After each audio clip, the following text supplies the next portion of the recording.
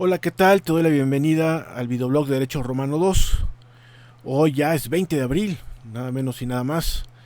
Prácticamente algunos tenemos un mes en este confinamiento que solamente se ha interrumpido con las salidas indispensables para comprar alimentos o para alguna atención médica o alguna cosa que sea de extrema importancia. Realmente este es un virus que a todos nos ha tomado por sorpresa, aunque la Organización Mundial de la Salud ya había advertido en función de los datos que había proporcionado el gobierno chino, que sin embargo fueron limitados. Y cabe decirlo, pues esto ha provocado una pandemia de nivel global porque no se pudieron tomar las providencias respectivas para prevenir los contagios que nos están afectando. No sé cuál sea el número real aquí en México. Los datos de neumonía típica o bien la carencia de test pues nos impiden tener un conocimiento pleno de lo que realmente está pasando. Incluso en España sospechan de los datos oficiales y con razón, sobre todo por los datos de las empresas funerarias y de los médicos forenses que pues están viendo una discordancia con la información oficial y su experiencia particular. En México pues no debemos estar lejos de este mal manejo de la información, en principio porque además no contamos con los test para saber quién realmente es portador del coronavirus. Una cosa es que nos midan la temperatura y si alguien pasa de 38 grados se le aparte, pero otra cosa es el acceso al test, que es además bastante caro. México desafortunadamente no ha contado con los insumos para llevar a cabo tales mediciones y por si fuera poco nos vinimos topando con el problema de que hubo una reforma al sistema de salud con la aprobación del INSABI y que esto pues ha causado recortes presupuestales. Hay que recordar que en lo que llevamos de esta administración pues se ha dejado atrás a mucha gente, a mujeres enfermas de cáncer de seno cuando se cerró el FUCAM, a niños que padecían leucemia y que requerían de un tratamiento o de otro tipo de cánceres. No estábamos listos de ninguna manera para responder al COVID-19, que es el nombre realmente de la enfermedad. El coronavirus pues es un SARS-2, el SARS-1, el SARS original, fue el que conocimos en el año 2003 y que pues no, pues la medicina está tratando de tener el mayor conocimiento posible, sobre todo los virólogos, más que los inmunólogos o más que los epidemiólogos, sobre este microorganismo que está causando los problemas en los cuales nos encontramos. Pues dicho esto, entramos de lleno a la materia. Habíamos dejado el tema del contrato de compraventa pendiente, pero hay 3 avisos que no puedo soslayar. El primero es, les he enviado material por ahí en PDF. Uno es la metodología del caso. Preguntaba un compañero con toda razón cuándo había que entregar el caso. No, espérense un momentito. Les he mandado apenas la metodología, pero haremos aquí un seguimiento de ella en otro vídeo, donde hará la explicación, incluso repasando los contenidos de la fórmula procesal, de las etapas del juicio, y desde luego falta el catálogo de acciones procesales para que puedan tener el cuadro completo. Pero vamos, le estoy entregando partes con el objeto de que ustedes vayan haciéndose de el material adecuado para responder ya en el momento que así se vea prudente el caso. Hay que acordarnos que el curso termina el 22 de mayo y que por lo tanto pues estamos ante prácticamente un mes de poder no solamente estudiar el contenido de la materia, sino también repasar los aspectos procesales que nos sirvan para la elaboración del caso. Lo segundo es que les mandé también el libro correspondiente a obligaciones y sucesiones dentro de las institutas de Justiniano, que nos servirá cuando hablemos de los cuasicontratos y los cuasidelitos. Y finalmente también les mandaba del digesto el título primero, libro primero, con el propósito de que ustedes tuvieran ahí presente los conceptos generales del derecho romano, en particular la precepta iuris. También no quería dejar pasar aquí en los avisos lo que me comentaba una compañera que no sabía del grupo del chat de WhatsApp. Ojalá puedan apoyar por ahí a 4 o 5 que andan sueltos. Yo le pedí a esta compañera cuando me escribió al email que por favor me echara esa mano, porque en efecto hay gente que está en otro sistema para estudiar la asignatura, otro sistema dentro de lo previsto por la facultad. Y como ustedes recordarán, cuando nosotros iniciábamos la clase en el aula de manera ordinaria, pues entraban 6 o 7 muchachos que estaban incluso en otra lista. Entonces, cualquier rescate que se pueda hacer de los que se encuentran rezagados será algo muy agradecido, tanto por un servidor como por ellos, porque aquí nadie se debe de quedar atrás. La facultad tiene una gran preocupación de que todos logremos las metas de carácter curricular que nos hemos propuesto al inicio del curso.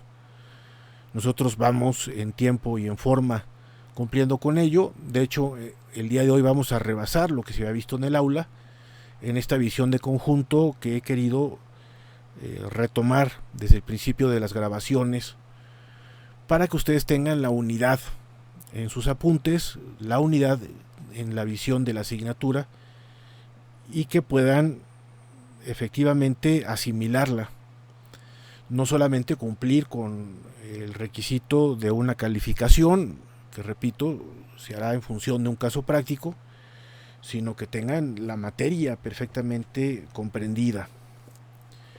Repito, a pesar de las circunstancias adversas, pues tenemos estos medios que nos permiten estar cerca, no obstante la cuarentena y las exigencias de las autoridades sanitarias. Bueno, pues ya dado los avisos parroquiales, como decía un buen amigo, nos habíamos quedado con los requisitos del contrato de compraventa. Obviamente son requisitos referentes al precio como a la cosa objeto de este contrato, es decir, la cosa que se va a adquirir. En cuanto a los requisitos que no son referentes a la cosa, son los respectivos del precio. Algo ya habíamos comentado en el aula, pues ahora lo decimos aquí en el vídeo.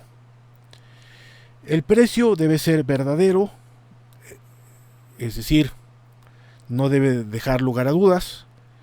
Puede ser determinado o determinable, esto en función de criterios que consten en el contrato. Por ejemplo, si se tiene la expectativa de una mercancía que llegará posteriormente, como puede ser un bien que se coseche o peces de una pesca, o bien que sean evaluadas por un perito, evaluadas por un perito, que un perito nos pueda dar la valoración del bien.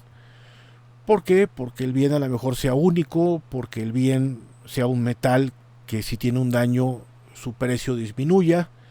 En fin, requerimos pues de un valuador que nos diga exactamente cuál es el monto de la cosa. También un requisito es que sean dinero. Los sabinianos, una de las escuelas jurisprudenciales, decían que esto no era un requisito absoluto, cosa a la que diferían la escuela antagónica de los proculeyanos. La realidad es que al final estos segundos son los que vencen en cuanto a que el precio siempre debe ser en dinero. Y hay un requisito final que se debe al derecho romano posclásico y evidentemente en el Imperio Romano de Oriente, y es en virtud de la influencia del cristianismo, que es que el precio debe ser justo. La justicia de el precio pues parte de la calidad de la cosa, si ésta tiene un valor artesanal, si tiene una mayor calidad que otra. En este sentido, pues no se debe de cobrar más si la cosa carece de la calidad. Es decir, no nos deben de dar gato por liebre. En este momento tenemos este problema muy presente con lo de la pandemia. Yo veía una fotografía donde aparece el director general del Instituto Mexicano del Seguro Social, orgulloso ante la llegada de productos chinos, trajes para los médicos, cubrebocas, gafas, en fin. Pero cuidado, porque ya ha habido decepciones en cuanto a que no cumplen con los requisitos de normas oficiales o no cumplen con los requisitos de la Organización Mundial de la Salud. Y no hablo de cualquier país, las quejas han venido de España, han venido de Francia, han venido de Italia, así que mucho ojo, ¿no? Bueno, eso es lo que puede afectar a la justicia del precio, y la valoración, por lo tanto, obedecerá a las condiciones de la cosa, a que reúna la calidad o valorar en todo caso la mano de obra de un artesano, de un artista que ha hecho que esa cosa sea única. Por ello, no es recomendable comprar las cosas piratas, porque no tienen un criterio de calidad. Hay que estar muy atentos con ello. La justicia del valor de algo está en función de la calidad del bien. Respecto del objeto de la compraventa, el objeto material, el bien que es objeto de este contrato, en principio pueden serlo las cosas corporales, muebles e inmuebles que se encuentren intra commercium, es decir, que no se encuentren prohibidas porque pueda ser un veneno o una cosa nociva, o en su caso porque se trate de bienes públicos res publicae que no están intra commercium. Nadie va a vender el templo de Júpiter o el Panteón o el acueducto de Segovia, ¿no? Esto se trata de cosas que tienen que estar dentro del comercio. Ahora, respecto de las cosas, se pueden vender cosas presentes. Uno ve, por ejemplo, esta taza, aquí está, es un bien real y pues se paga el precio por obtenerla. Pero también se pueden comprar cosas futuras. Este es el caso que prevé el derecho romano de la llamada compraventa emptio rei sperati y la emptio spei. La emptio rei sperati es que el objeto es lo que va a existir, y si no llega a tener existencia no se perfecciona la compraventa. Es decir, tenemos una expectativa de que el bien va a existir, y cuando este ya se dé, entonces la compraventa se perfecciona. Esto es el caso de una cosecha, el caso de una pesca, el caso de un cachorro de un semoviente.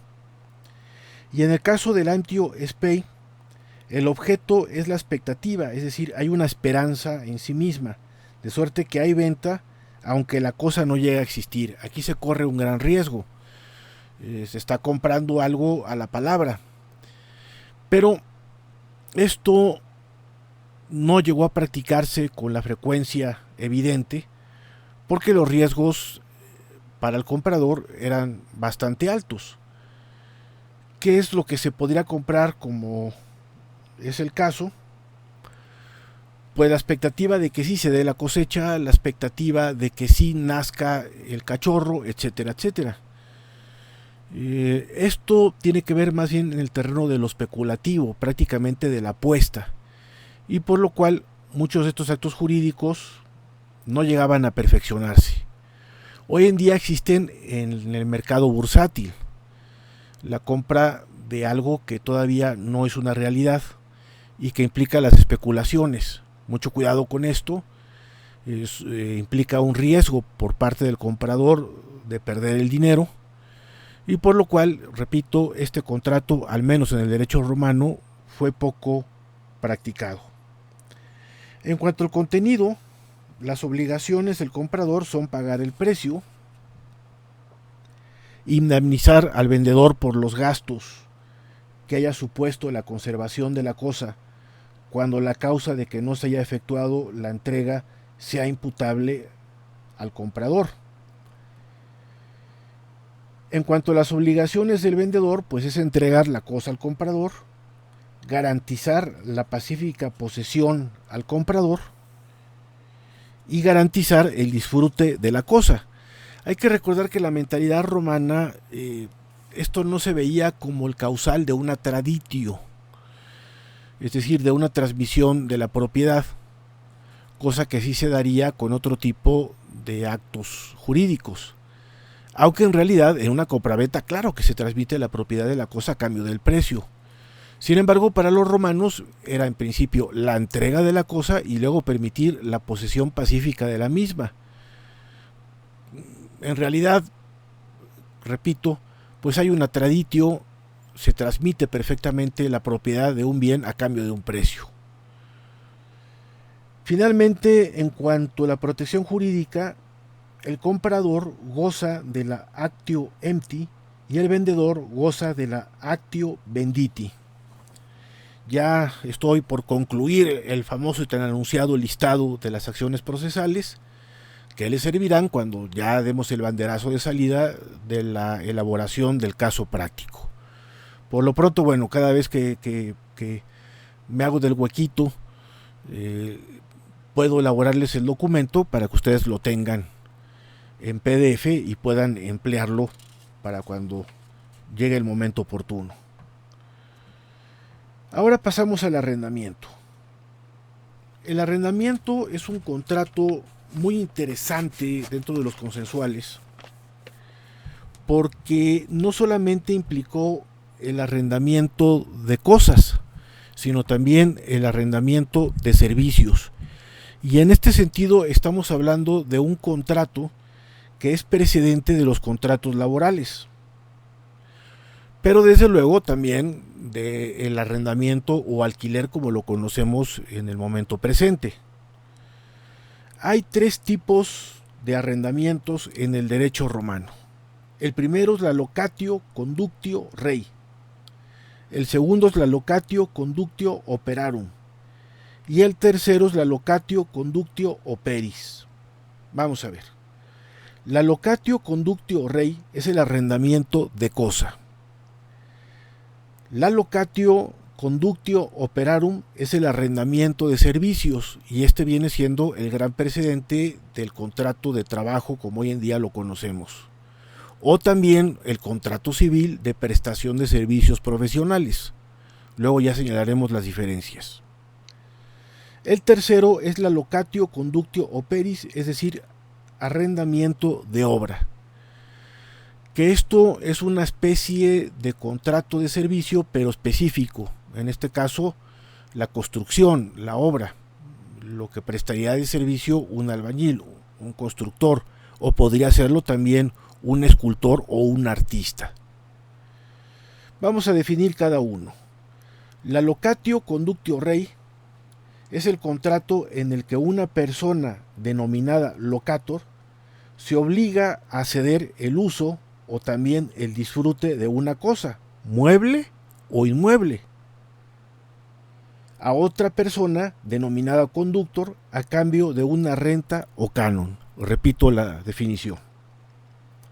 La locatio conducto rei, arrendamiento de cosa, es en el que una persona denominada locator se obliga a ceder el uso o también el disfrute de una cosa mueble o inmueble a otra denominada conductor a cambio de una renta o canon.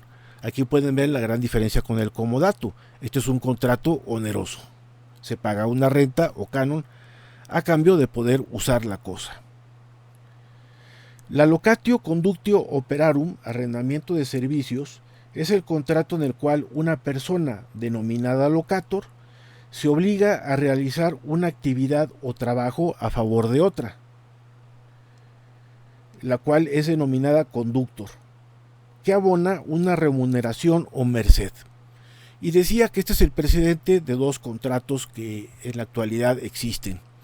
Uno es el contrato de prestación de servicios profesionales, por ejemplo, el que ustedes tendrían con sus clientes como abogados, o el que tiene un paciente para con su médico y se le pagan honorarios, que sería el equivalente a la merches o a la remuneración que estaba prevista en el derecho romano. Pero también hay otro contrato que es el de trabajo.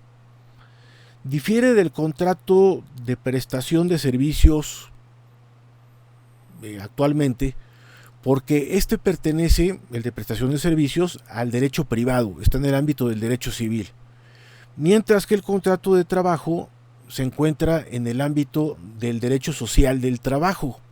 Y aquí tengo que hacer una breve explicación.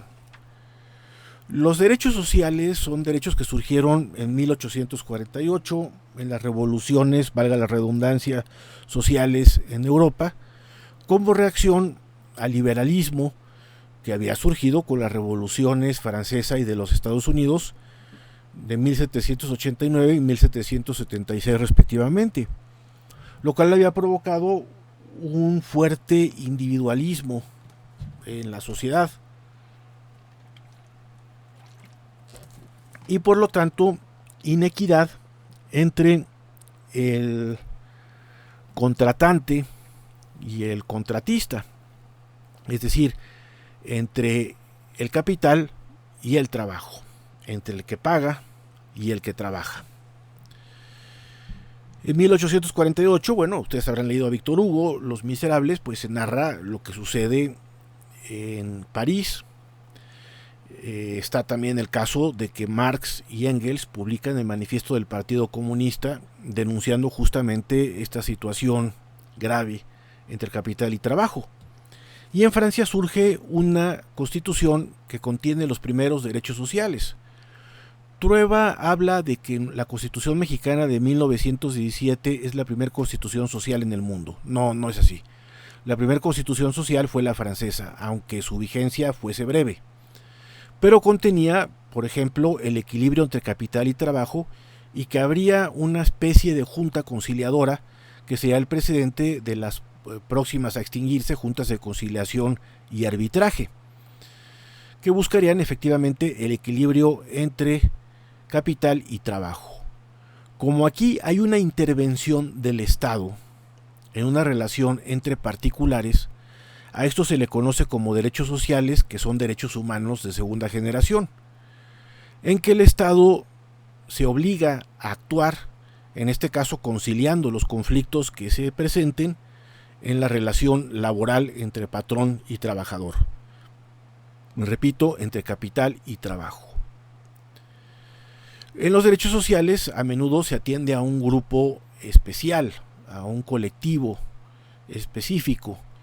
Ese colectivo en este caso serían los trabajadores, lo que Marx denominó el proletariado, puesto que engendraban hijos y vivían en condiciones paupérrimas en comparación de cómo vivía la burguesía. Cabe decir que esto se encuentra regulado en nuestra Constitución, efectivamente, desde 1917 en el artículo 123, mientras que los contratos de derecho privado se encuentran previstos en el artículo 5.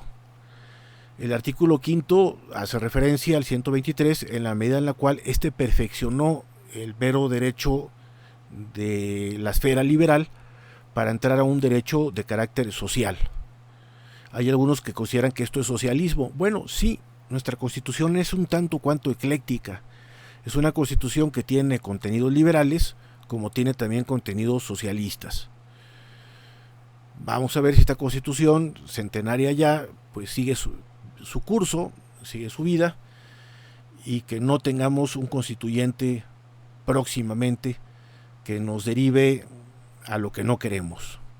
Pero bueno, aquí solamente manifiesto un deseo, esperando que contemos con la certeza jurídica que nos permite todavía el régimen constitucional vigente. Dicho esto, vamos a ver entonces de manera muy rápida la protección jurídica en los contratos que hemos visto de arrendamiento. La protección jurídica es muy simple. A favor del locator existe la actio locati o ex locato. Y a favor del conductor, la actio ex conducto o conducti.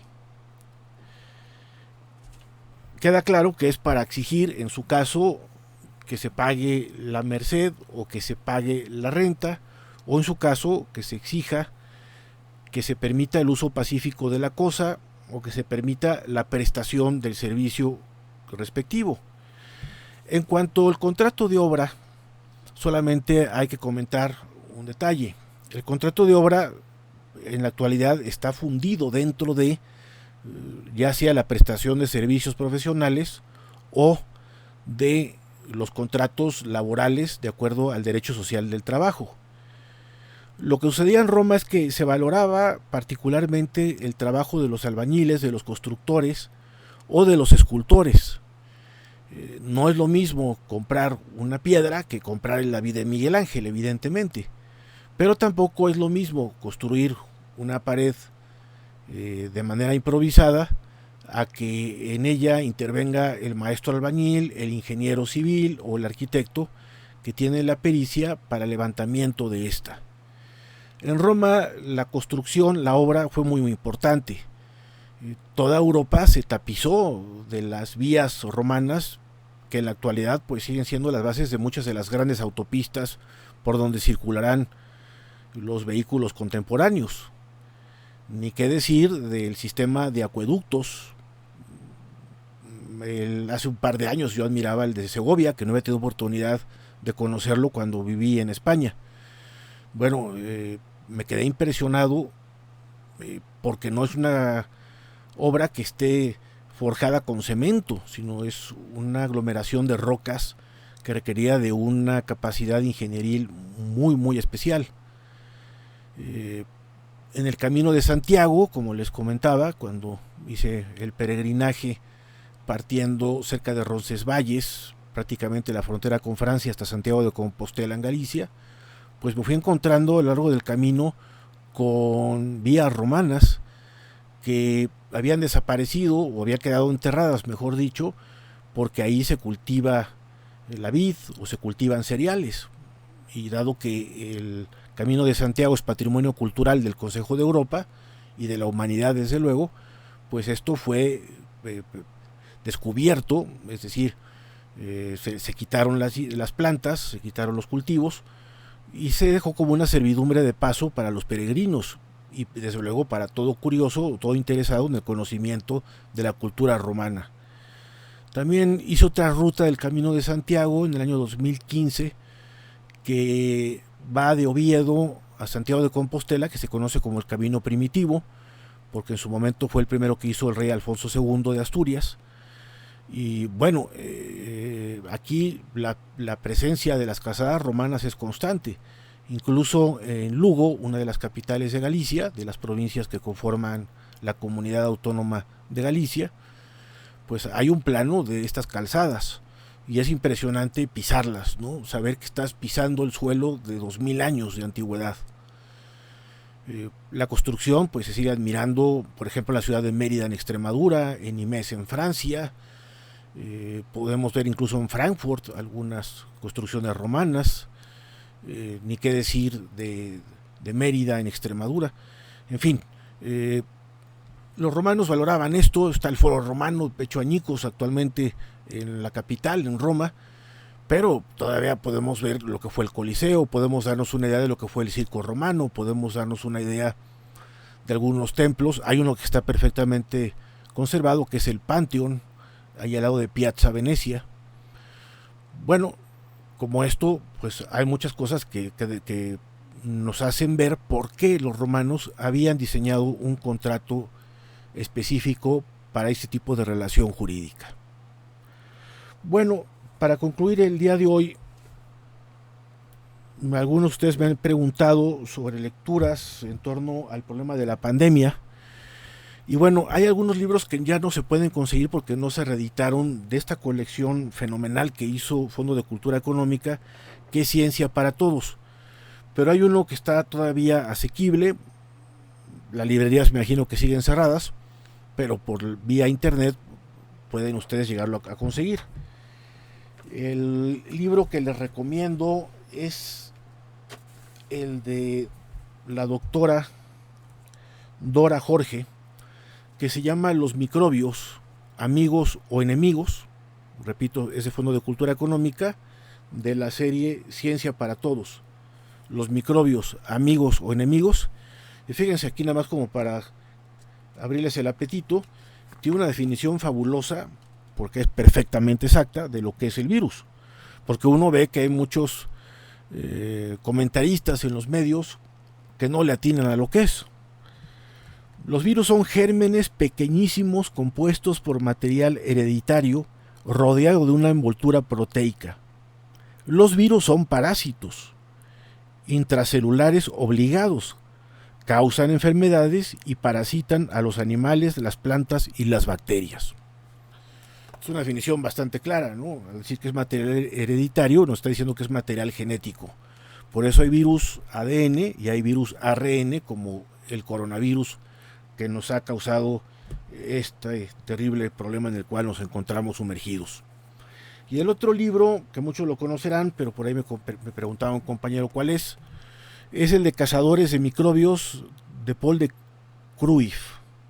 Cazadores de Microbios, Paul de Kruif. Es una novela prácticamente, o está redactado con una narración apasionante, sobre cómo Pasteur u otros descubrieron microorganismos y buscaron también tratamientos para quienes se enfermaban por ellos.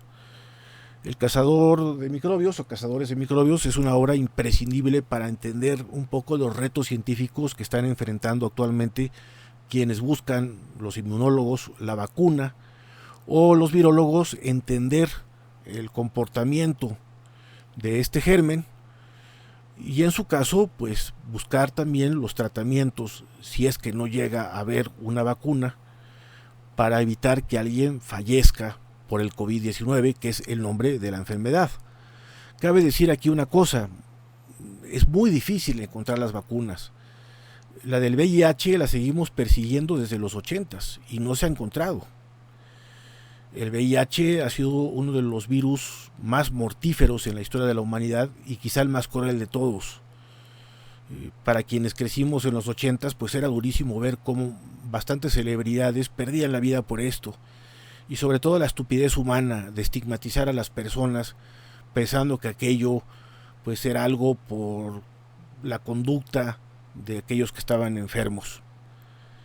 Hay un cantante, Seal, que hizo una canción bastante buena a principios de los 90 justamente criticando estos estigmas, invitando en todo caso a que se rezara por los pacientes y diciendo todos vamos a morir, la única diferencia es una cuestión de tiempo.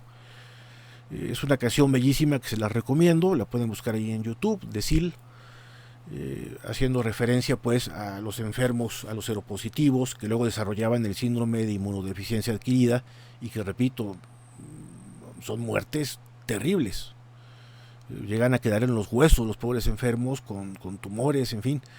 Y era una enfermedad que se transmitía por la sangre, indistintamente de la conducta, ¿no? Alguien podría ser hemofílico o alguien podría haber recibido una transfusión de sangre contaminada cuando no se cumplían con ciertos estándares que luego la ciencia se obligó a establecerlos a raíz justamente de esta pandemia. Y bueno, ni siquiera tenemos una vacuna estable para la gripe. Mucha gente se ríe de la gripe, pero hay gente que muere de gripe. La gripe tiene que ser una enfermedad que merece todo el respeto. En 2009 nos habíamos concientizado de las medidas de profilaxis, de la higiene para prevenir la gripe, pero parece que laboralmente muchos la desprecian, que te obligan a ir al trabajo aun cuando te encuentres con esa condición. Para quienes estuvimos juntos el semestre pasado, bueno, yo padecí de una amigdalitis, no debí de haber ido a la clase, apenas si tenía voz, y bueno, con un genio del caramba, se acordarán, ¿no?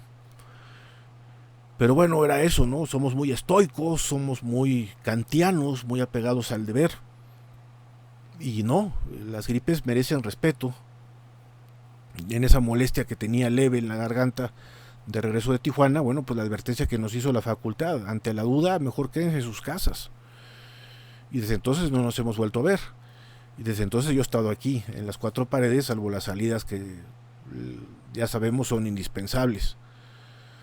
Por lo tanto, bueno, yo les sigo invitando a tener paciencia, les sigo deseando mucha salud. Y pues los espero en el próximo vídeo, donde hablaremos de los últimos contratos consensuales, como es el de mandato y el de sociedad. Les mando un fuerte abrazo, se les echa de menos y espero verles pronto. Hasta luego.